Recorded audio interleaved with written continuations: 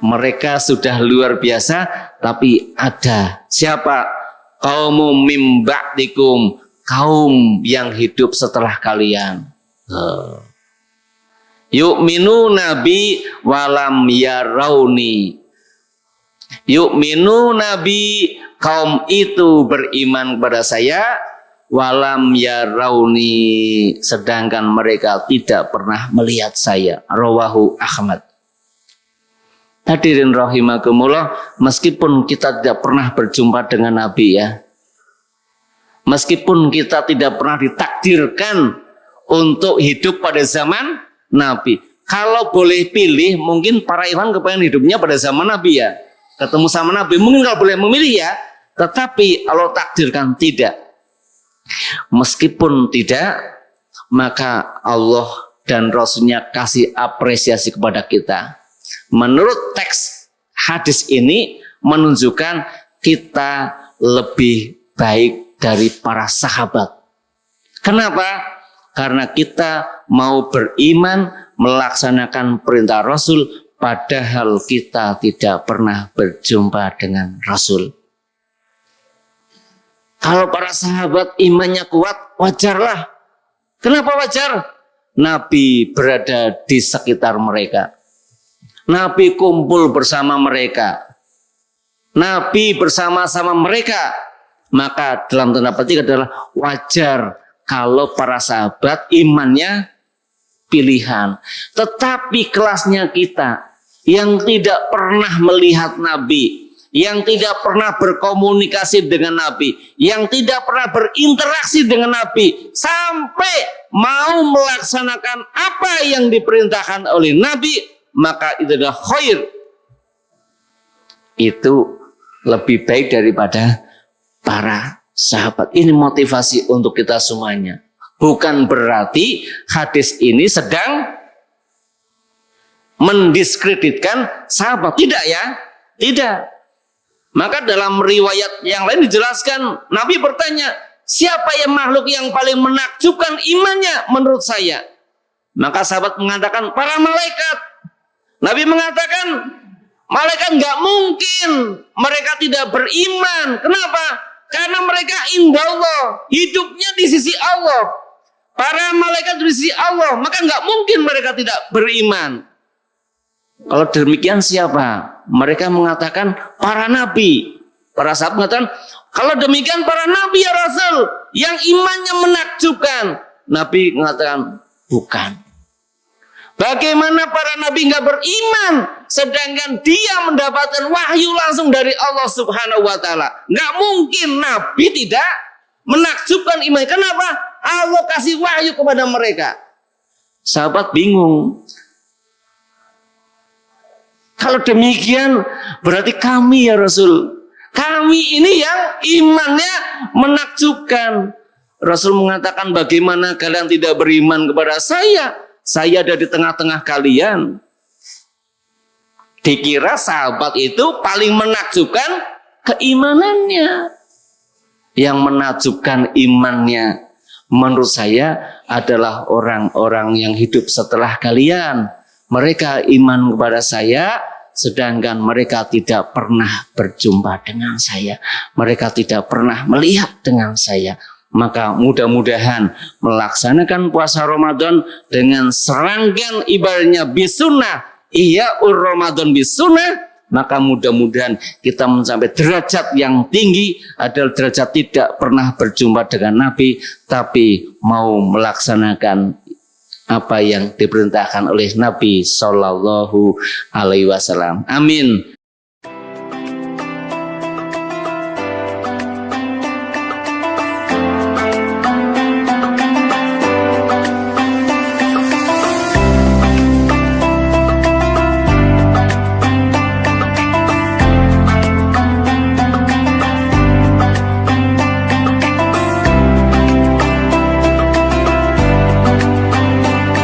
Bismillahirrahmanirrahim. Assalamualaikum warahmatullahi wabarakatuh.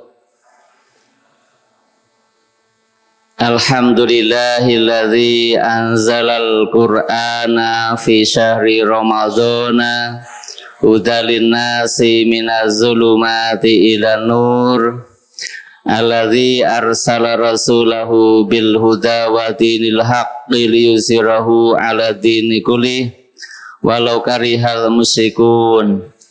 Asyhadu an la ilaha illallah wahdahu la syarikalah wa asyhadu anna Muhammadan abduhu wa rasuluhu la nabiyya ba'dah. Allahumma salli wa sallim wa barik ala sayyidina Muhammadin wa ala alihi wa ashabihi ajmain. Qala Rasulullah sallallahu alaihi wasallam, man fariha biduhuli Ramadana haramallahu jasadahu ala nirani. Amma ba'd, kaum muslimin muslimat rahimakumullah. Kita bersyukur Allah masih memberikan kesempatan kepada kita sampai pada akhir bulan Sya'ban. Maka mudah-mudahan di bulan Sya'ban ini kita mendapatkan keberkahan dan mudah-mudahan bisa berjumpa dengan bulan Ramadan besok. Sebagaimana doanya, Allahumma barik lana fi Sya'bana wa balighna Ramadana. Maka mudah-mudahan di penghujung daripada bulan Ramadan ini Allah memberikan keberkahan hidup. Kalau umurnya berkah, maka umurnya makin mendekatkan diri kepada Allah. Kalau hartanya berkah, berarti tambah harta, tambah dekat kepada Allah. Kalau kesehatan kita berkah, berarti sehat kita lebih banyak digunakan untuk mendekatkan diri kepada Allah Subhanahu wa ta'ala. Maka mudah-mudahan besok kita berjumpa dengan bulan Ramadan. Ada 3 sikap. Sederhananya, bagaimana menghadapi bulan Ramadan. Yang pertama, jadi beban. Sedangkan yang kedua, biasa-biasa saja. Yang ketiga, penuh bahagia. Muslimin muslimat rahimakumullah, kita termasuk kategori yang mana? Sebentar lagi masuk bulan Ramadan. Kalau kelompok yang pertama menjadi beban. Kenapa menjadi beban? Karena biasanya kalau siang hari kita bisa makan dan minum. Dan juga kegiatan yang lainnya. Sehingga mau memasuki bulan Ramadan, maka jadi beban. Ada yang berkomentar, puasa lagi. Baru kemarin puasa, mau puasa lagi. Ada sebagian umat Islam yang menjadikan bulan Ramadan itu jadi beban. Sehingga nanti pada hari pertama bulan Ramadan, dia sudah menghitung hari. Selesainya kurang berapa hari lagi. Ini biasanya puasanya anak kecil kalau kita dulu ya. Anak kecil kalau puasa mesti ngitung hari. Ngitung hari, kurang berapa saya selesaikan lagi. Nah, ini anak kecil. Maka puasa menjadi beban kehidupan. Seolah-olah puasa ini adalah penjara yang mengekang kita untuk lebih free to activity, bebas untuk beraktivitas. Nah, kalau anak kecil wajar punya pemikiran yang demikian. Tapi kalau udah kalangan orang yang sudah sering taklim, sering ngaji, imannya kuat, sudah tidak kayak gini lagi. Kemudian yang kedua, biasa. Ini lebih baik daripada yang jadi beban. Yang kedua biasa. Puasa Ramadan sama tidak puasa Ramadan dianggap biasa. Itu hal yang rutinitas. Itu rutin kok setiap tahun. Nanti kan setelah 11 bulan datang lagi bulan Ramadan. Ramadan selesai, nanti nunggu 11 bulan lagi, nanti masuk lagi bulan Ramadan. Rutinitas. Jadi kalau misalkan dia itu grafiknya datar. Tidak, kalau yang tadi yang pertama itu turun ya. Karena merasa beban, turun. Nah, kalau yang kedua datar, biasa. Orang yang menganggap Ramadan biasa, maka sesungguhnya tidak ada progresivitas, tidak ada kenaikan keimanan pasca bulan Ramadan tahun kemarin. Bulan Ramadan kemarin dilaksanakan, mestinya kita imannya tambah apa kurang? Imannya lebih berkualitas apa malah turun kualitasnya? Mesti berkualitas. Maka carilah yang ketiga. Kalau kita hari ini masuk yang pertama, jadi beban kehidupan, atau biasa-biasa saja, ayo kita rubah mindset kita. Kita rubah pemikiran kita. Kita rubah keimanan kita. Bagaimana Ramadan betul-betul kita harapkan, karena dengan berbagai kelebihan fadilah yang ada pada bulan Ramadan. Maka kelompok yang nomor 3 adalah kelompok yang berbahagia. Berbahagia sebelum bulan Ramadan. Belum datang bulan Ramadan, ini orang sudah merasa bahagia. Hatinya udah seneng. Kenapa? Mau ketemu bulan Ramadan. Maka pertanyaan ini adalah untuk diri kita sendiri. Hari ini kita sudah seneng apa belum? Hari ini kita seneng, biasa, atau beban?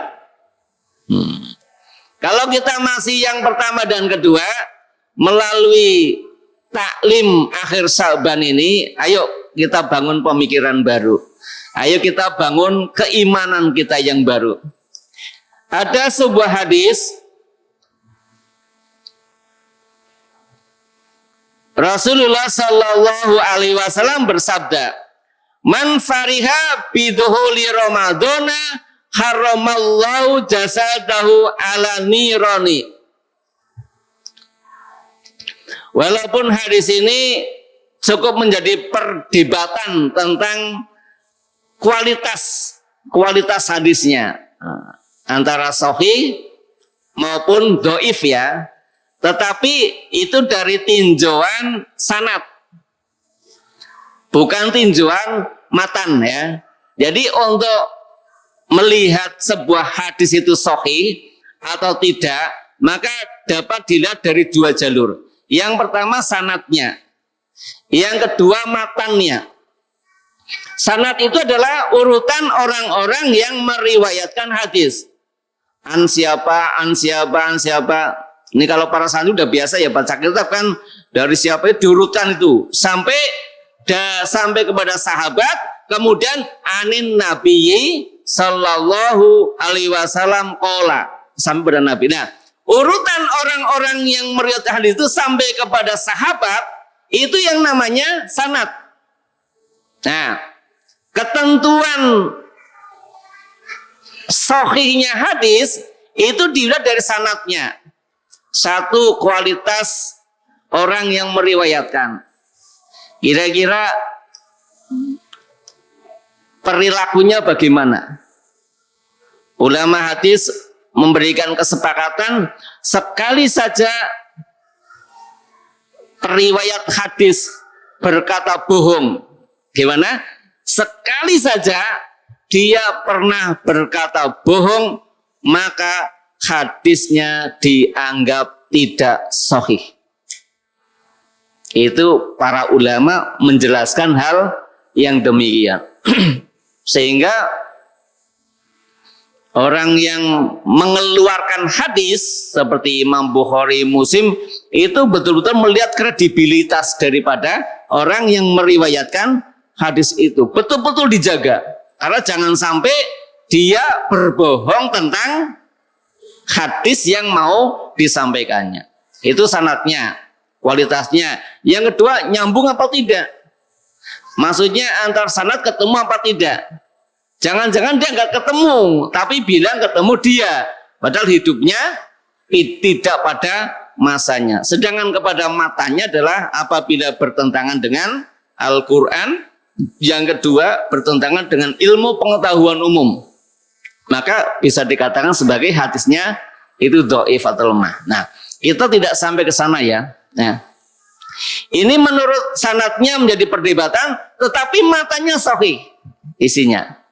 Man fariha bidukhuli Ramadana, siapa yang bahagia atau senang akan masuk bulan Ramadan, haramallahu jasadahu, Allah haramkan jasadnya, ala nirani, kepada neraka manapun.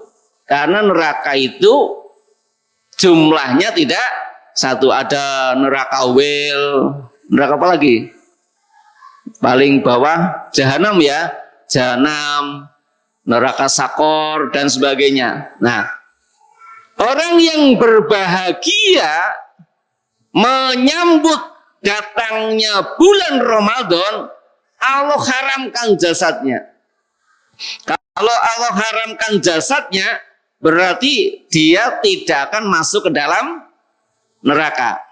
Maksudnya kemana? Surga. Itu baru bahagia coba. Apakah hari ini kita sedang bahagia?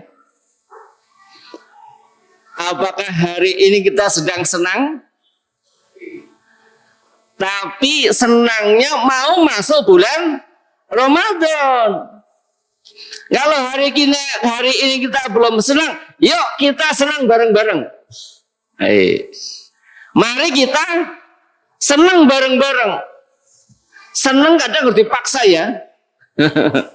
Kalau dipaksa menjadi senang, maka menjadilah dia senang betulan. Maka mari, ayo kita hari ini senang bareng-bareng. Siap nggak senang bareng-bareng? Siap nggak? Ini baru senang loh. Baru senang akan datangnya bulan Ramadan. Sudah dijanjikan, Allah haramkan. Hadirin rahimakumullah, ekspresi menyambut bulan Ramadan, marhaban ya Ramadan, itu macam-macam. Tadi perjalanan saya ke sini ada serombongan mungkin dari TK, Pak. TK rombongan bawa drum band, bawa arak-arakan. Mereka apa? Menyambut bulan Ramadan. Ini adalah bentuk ekspresi ya, yang ditampilkan dari rasa bahagianya. Orang yang nggak bahagia nggak mungkin akan melaksanakan itu. Atau nanti Kota Semarang ada tradisi dugderan. Setiap tahun Semarang punya tradisi dugderan. Jangan ditanyakan apa zaman Nabi dulu ada dugderan. Ini budaya ya. Ini budaya yang perlu kita kembangkan. Karena apa? Dugderan adalah sebuah tradisi bagaimana Kota Semarang ini menyambut datangnya bulan suci Ramadan dengan pesan-pesan moralnya. Bagaimana menyambut bulan Ramadan? Kenapa kita perlu menyambut bulan Ramadan? Di antaranya adalah karena kita nanti akan mendapatkan rahmat dari Allah. Yang kedua akan mendapatkan barokah dari Allah. Dan yang ketiga akan mendapatkan mahfirah dari Allah Subhanahu wa ta'ala. Itu kebahagiaan yang mesti kita galang. Kenapa kita bahagia? Mesti punya alasannya. Santri kenapa bahagia? Oh, 2 hari lagi mau pulang. Santri bahagia enggak? Halo, bahagia enggak? Oh, 2 hari mau pulang bahagia enggak? Bahagia itu. Yang pernah nyantri pasti merasakan. Bahkan kurang seminggu dihitung. Kurang 7 hari pulang. Kurang 6 hari pulang. Kurang 5 hari. Dihitung enggak? Dihitung enggak, Nak? Dihitung. Saya dulu juga ngitung kayak gitu. Saya hitung itu. Wah, kurang 5 hari. 4 hari, 3 hari, 2 hari. Terakhir. Hari terakhir kepulangan bahagia tidak? Tuh, bahagia. Kira-kira kalau kita hubungan besok dengan Ramadan hari pertama dengan hari kepulangan itu bahagia mana kalau santri? Halo, jujur saja. Hari pertama mau pulang, kepulangan karena liburan, sama hari pertama tanggal 1 Ramadan, bahagia mana? Bahagia? Liburan apa Ramadan? Kalau saya liburan dulu. Sama enggak? Iya, lebih bahagia mau liburan itu semacam itu. Hadirin rahimakumullah. Pada bulan Ramadan itu bulan yang penuh fadilah, keutamaan di sana. Allah turunkan rahmat kasih sayangnya. Allah turunkan keberkahan kepada kita semuanya. Bahkan Allah turunkan yang namanya maghfirah, ampunan bagi setiap mukmin yang memiliki dosa. Siapa yang tidak ingin dosanya dihapus? Siapa yang tidak ingin hidupnya berkah?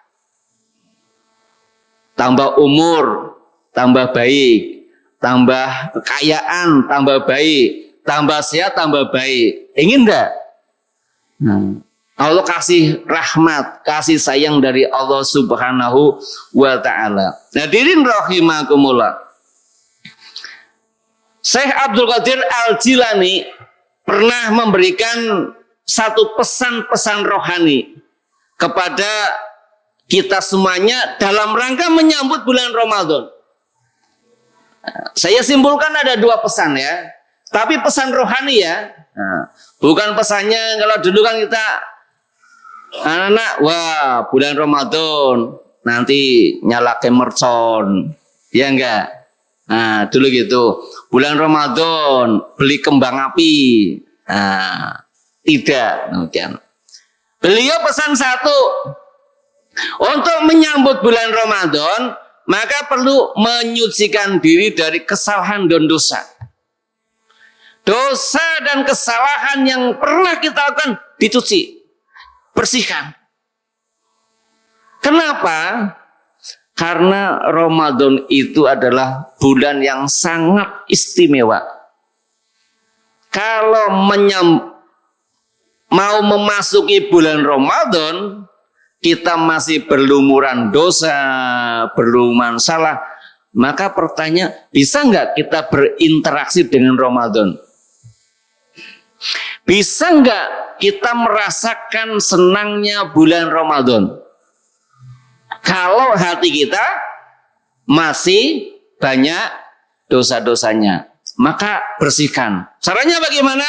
Yaitu yang kedua, bertaubat dari segala kesalahan dan dosanya. Ingat, setahun kemarin dosa yang telah dilakukan, kesalahan yang telah dilakukan, kekeliruan yang dilakukan, ingat itu.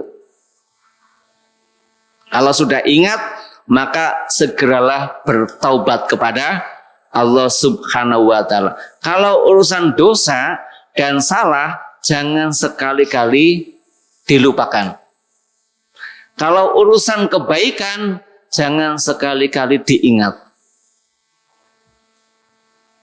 Kita pernah berbuat kebajikan, jangan sekali-kali diingat. Apa maksudnya? Lupakan. Kenapa? Kalau kita tidak melupakan kebaikan yang sudah kita lakukan, maka kita bisa kena jerat tipu daya setan. Karena setan tidak pernah berhenti untuk menggagalkan pahala dari Allah.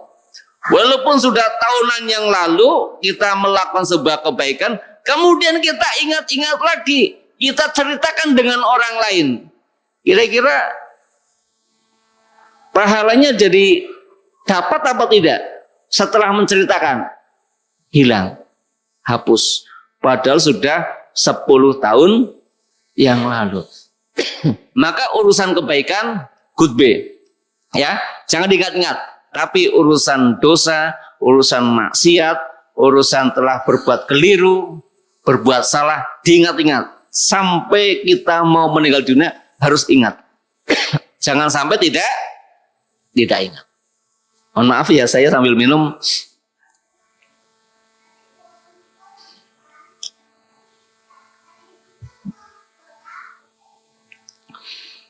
Lalu bagaimana para sahabat menyambut bulan Ramadan? Ada sebuah riwayat dijelaskan di sana.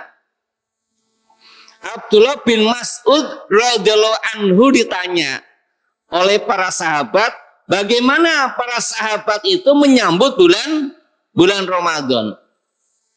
Maka beliau mengatakan, "Makana ahadun minna yajra'u ala istiqbali hilali Ramadana wa fi qalbihi zaratu haqqin ala akhihi." Abdullah bin Mas'ud radhiyallahu anhu ketika ditanya bagaimana para sahabat menyambut bulan Ramadan itu, maka beliau mengatakan, tidak ada satupun dari kami yang menyambut hilal pada bulan Ramadan sedangkan di dalam hati kami ada secuil rasa dengki kepada saudaranya. Pesannya pesan hati, bukan pesan fisik. Muslimin muslimat rahimakumullah. Bahasanya Abdul Mas'ud di sini, makana ahadun minna, berarti tidak ada seorang pun dari kami. Kalau bahasanya tidak ada seorang pun dari, berarti apa? Tidak ada sama sekali. Berarti para sahabat itu begitu nanti menyambut bulan Ramadan, tidak ada satupun dari mereka di dalam hatinya ada rasa dengki dengan sesama sahabatnya. Dengki nggak ada. Maka mereka bersihkan itu semuanya. Yang namanya penyakit hati, bersihkan semuanya agar apa? Nanti ketemu bulan Ramadan. Kalau menggunakan pendekatan ilmu usul fikih, yaitu mafhum mukhalafah, pengertian kebalikannya, berarti kalau hatinya masih ada penyakit hasad, berarti tidak usah puasa. Insyaallah. Kalau di dalam hatinya masih ada rasa dengki, iri dengan orang lain, maka mendingan tidak berpuasa. Hadirin rahimakumullah, maka kalau di antara kita pernah berbuat keliru dengan teman sendiri, dengan saudara sendiri, dengan sahabatnya, dengan orang tua, dengan anak, dengan siapa saja, kalau di dalam hati kita masih ada dengki kepada mereka, ayo sekarang tinggalkan, sekarang tanggalkan. Kenapa? Karena kita akan masuk pada bulan Ramadan. Santri pun demikian. Para santri yang hari ini masih ada rasa nggak suka dengan temannya ya. Kadang-kadang kan ada ya. Ada yang santri yang jahil, usil itu wajar ya. Yang penting tidak kebangetan gitu ya.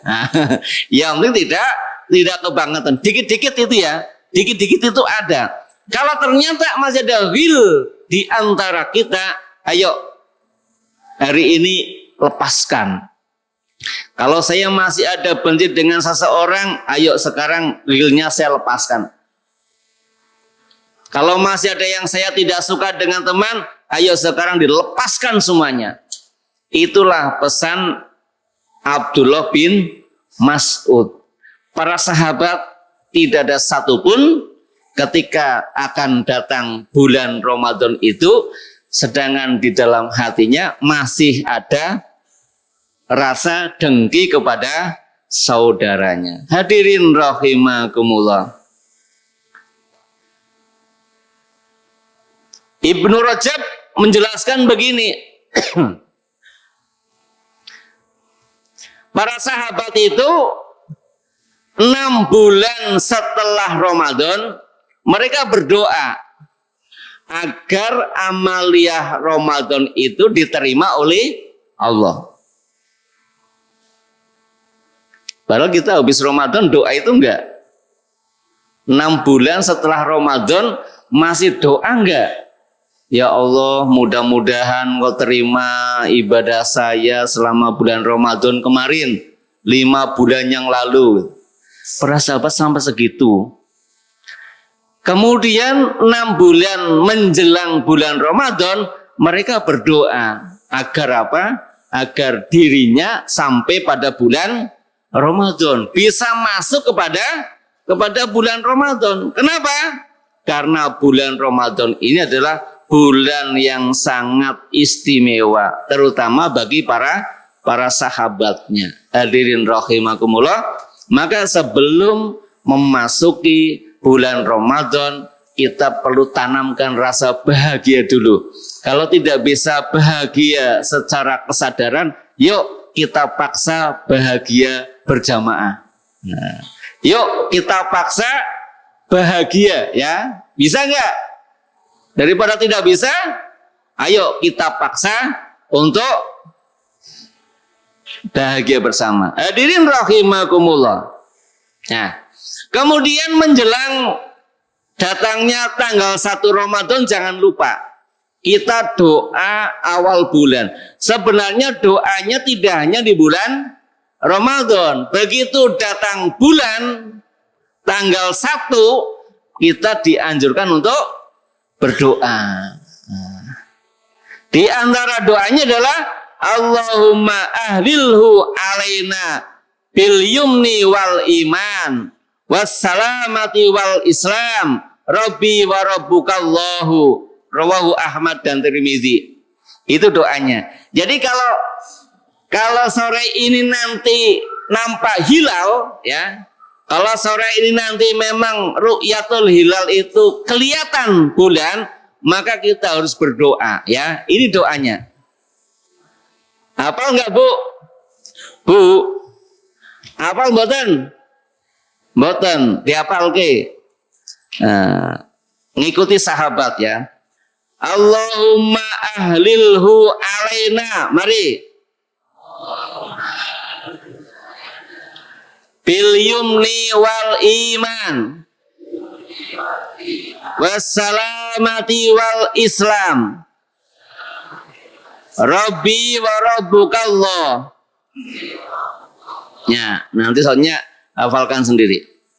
Hadirin rahimakumullah, begitu hari ini nanti sudah kelihatan hilal, maka setelah maghrib sudah tanggal 1 Ramadan. Maka isilah bulan Ramadan itu dengan serangkaian ibadah-ibadah yang nyunnah.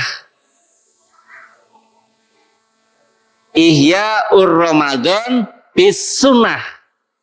Hidupkan bulan Ramadan dengan sunnah, dengan ajaran-ajaran yang telah dipraktekkan oleh Nabi Muhammad Sallallahu alaihi wasallam. Di antaranya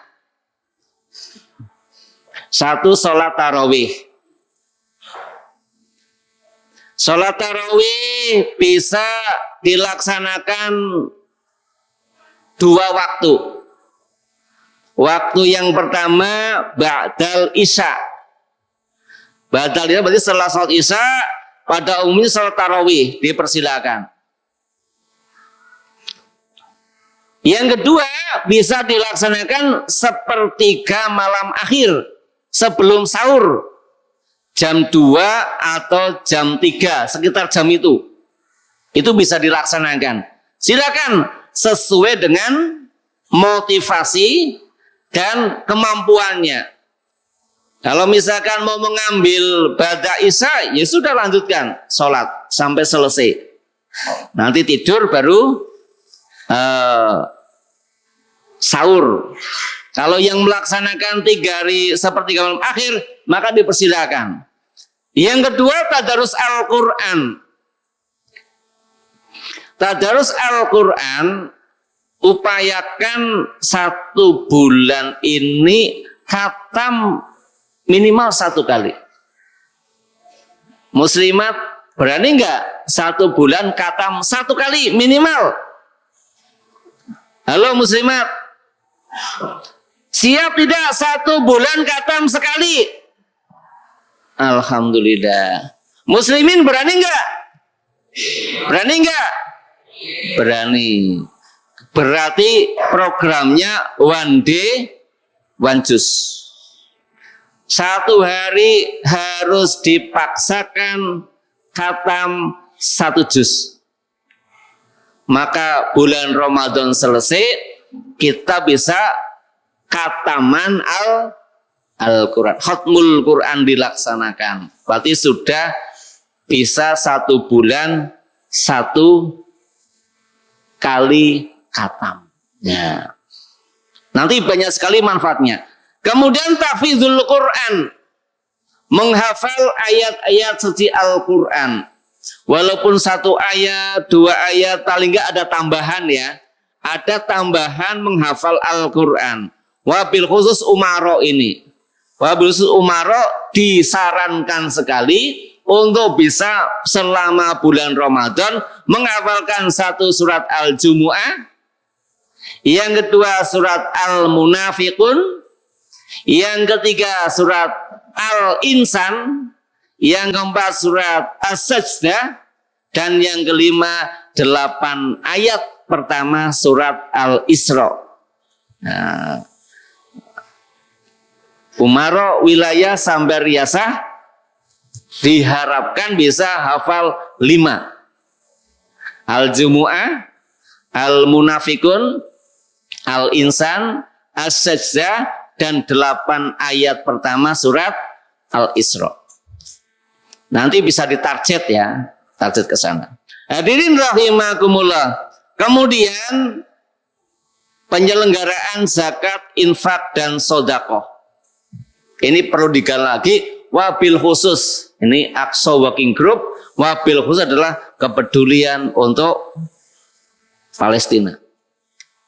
Kepedulian untuk Palestina. Kenapa?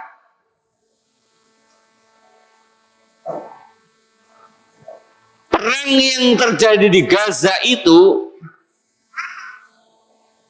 adalah bentuk genosida, pembunuhan massal. Bahkan warga Palestina ada yang meninggal dunia faktor efek dari perang. Bukan karena kena senjata, bukan karena kena mortir, tapi efek dari perang. Apa? Setelah perang itu air bersih sulit, makanan sulit didapatkan, penyakit juga banyak yang bermunculan. Jadi mereka juga ada yang meninggal dunia karena kena senjatanya Zionis Israel, ada yang meninggal dunia karena efek dari perang itu. Maka upayakan nanti bulan Ramadan ada penggalangan dana. Penggalangan dana sebanyak-banyaknya untuk kepedulian terhadap Gaza sana. Kenapa? Kita tidak bisa banyak berharap kepada orang lain. Kita lebih banyak berharap kepada umat Islam itu sendiri. Kenapa? Karena kita satu barisan, kita satu akidah. Disuruh tidak disuruh pasti akan mendukungnya. Tetapi yang bukan barisan umat Islam, contoh PBB sekarang, bagaimana lemahnya sekali. Bagaimana lemahnya Dewan Keamanan PBB untuk bisa menghentikan genosida yang dilaksanakan oleh Zionis Israel. Maka zakat, infak, sedekah di samping untuk kita sendiri juga galanglah untuk bagaimana kita membantu kepada mereka. Walaupun hanya 10.000, tapi bisa jadi 10.000 itu adalah asbab kita masuk surga. Walaupun hanya 100.000, bisa jadi itu asbab kita dihindarkan dari api neraka. Kemudian juga itikaf dan juga zakat fitrah. Sekitar itu untuk bisa nanti dikemas menjadi sebuah kegiatan rutinitas kepada setiap muslim, sehingga harapannya Ramadan betul-betul digunakan semaksimal untuk meningkatkan kualitas ibadahnya kepada Allah Subhanahu wa Ta'ala. Kemudian pertanyaannya, kalau Ramadan sudah selesai,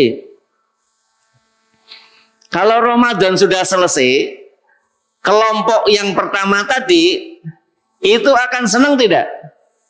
Kalau Ramadan selesai itu bahagia apa susah? Kelompok pertama tadi yang merasa beban, begitu Ramadan sebulan mau selesai, senang apa susah?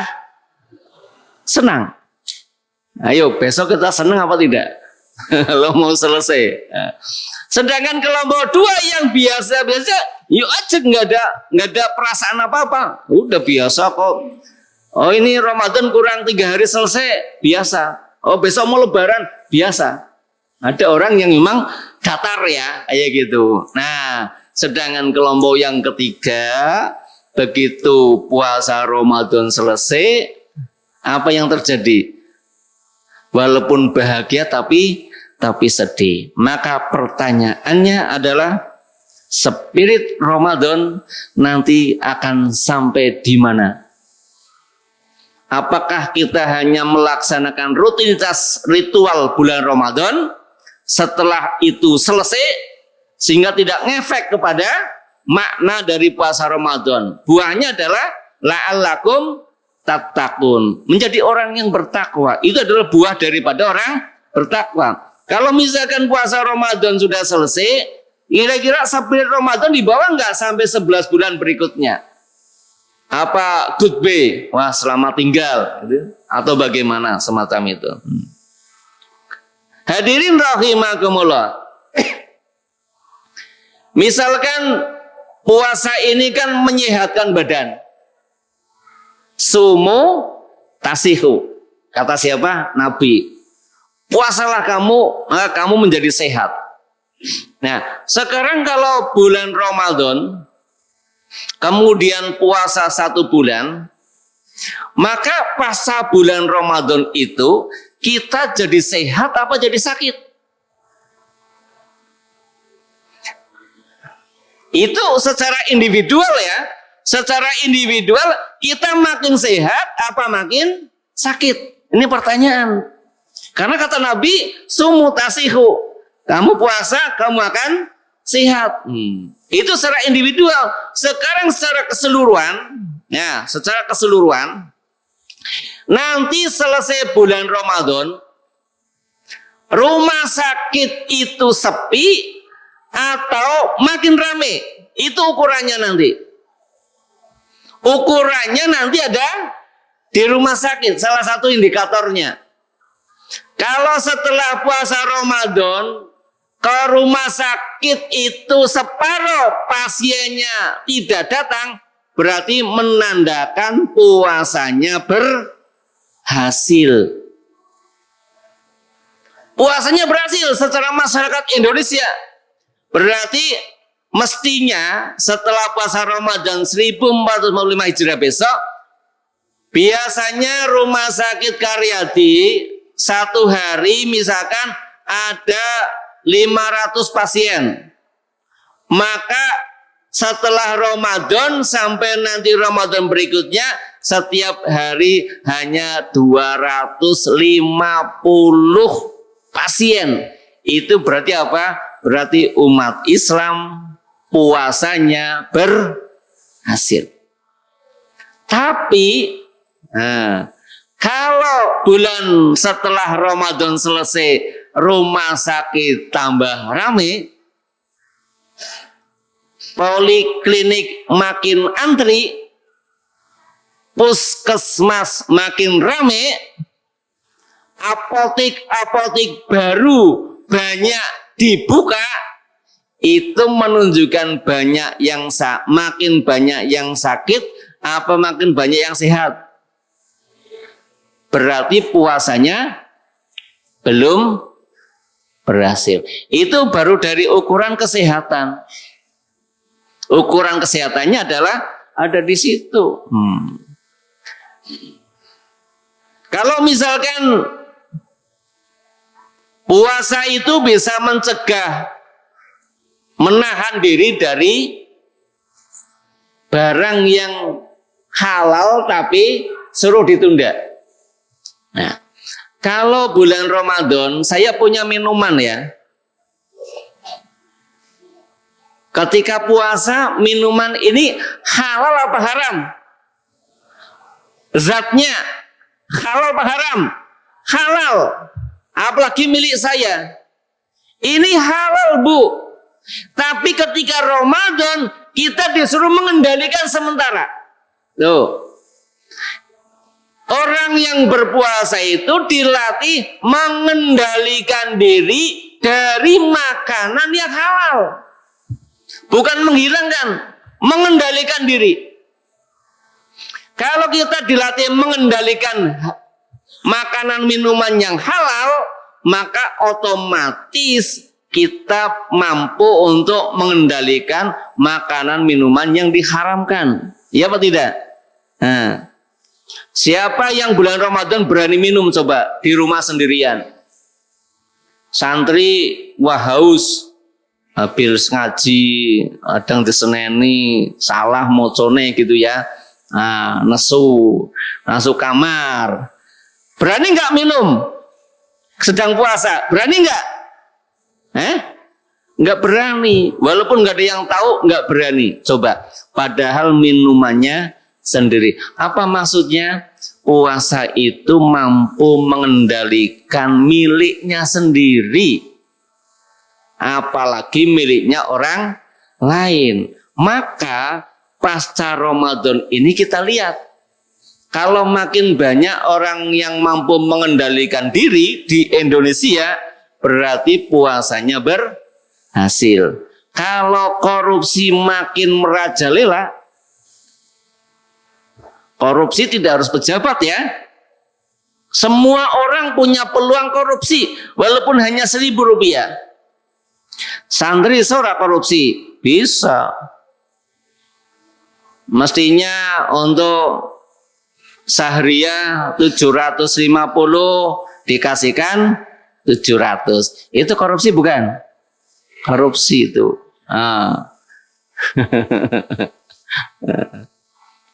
Jadi kita bisa korupsi kayak gitu. Santriwati misalkan disuruh uminya untuk belanja, ya, dikasih uang 100.000, bilangnya habis, padahal sisa 10.000. Ini korupsi tidak? Korupsi itu namanya. Nah, kalau pasca Ramadan ini secara individual kita mampu mengendalikan milik kita, berarti puasanya berhasil. Tapi kalau kita tidak bisa mengendalikan milik kita, puasanya dianggap belum berhasil. Apalagi yang milik orang lain. Habis puasa, milik orang lain itu diambil, berarti puasanya gagal. Puasanya gagal. Nah, kenapa gagal? Karena tidak ngefek puasa pada bulan Ramadan kemarin. Maka bagaimana efek daripada puasa tersebut? Hadirin rahimakumullah, yang terakhir. Kalau kita disuruh puasa oleh Nabi Sallallahu Alaihi Wasallam, man soma Ramadana imanan wahtisaban ghufirallahu ma taqaddama min dzambi. Siapa yang puasa pada bulan Ramadan karena iman dan mengharapkan pahala, diampuni dosa-dosanya yang telah lewat. Ini apa? Hadis ya. Nah, ini hadis Nabi. Kita pernah ketemu nggak sih sama Nabi? Kalau kita baca hadis Nabi, kemudian kita mau mengamalkannya, padahal kita nggak pernah itu yang namanya berjumpa dengan Nabi. Pak Wardi pernah nggak ketemu sama Nabi? Belum.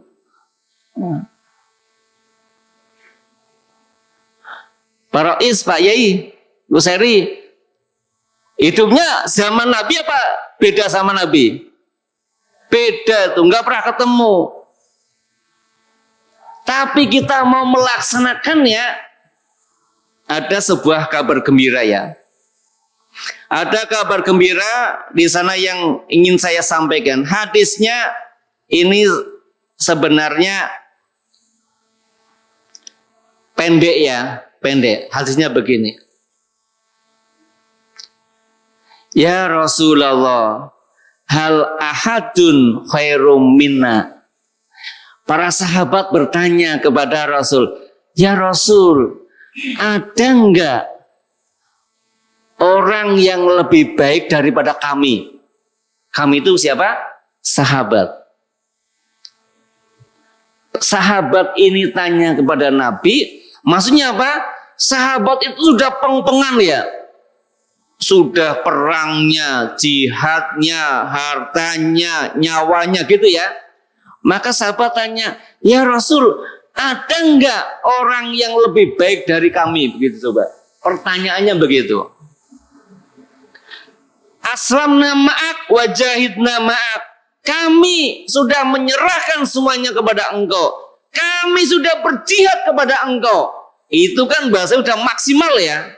Sudah menyerahkan diri kepada Allah, jihad kepada Allah, pada Rasul. Ada nggak sih orang yang lebih daripada kami ini? Kami sudah semuanya total untuk berperang, berjihad bersama engkau. Saya tinggalkan keluarganya. Nabi mengatakan, na'am, ada. Mereka sudah luar biasa, tapi ada. Siapa?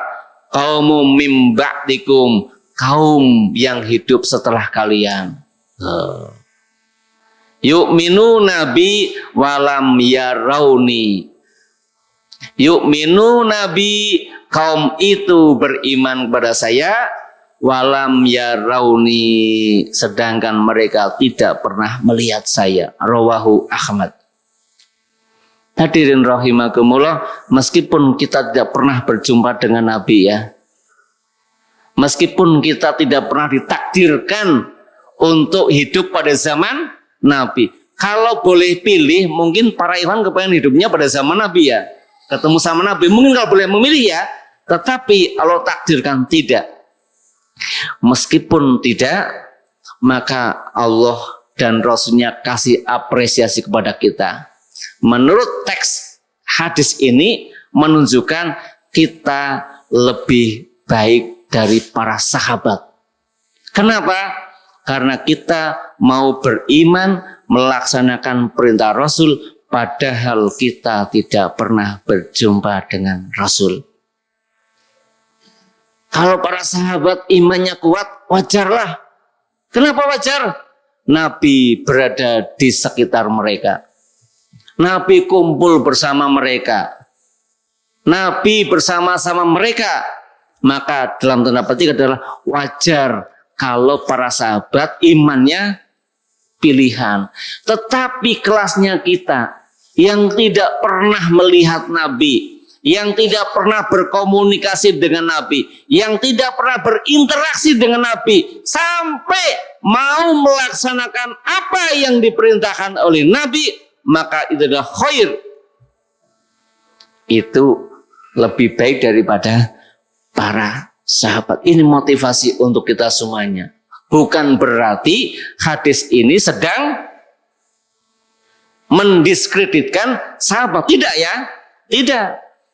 Maka dalam riwayat yang lain dijelaskan, Nabi bertanya, siapa yang makhluk yang paling menakjubkan imannya menurut saya?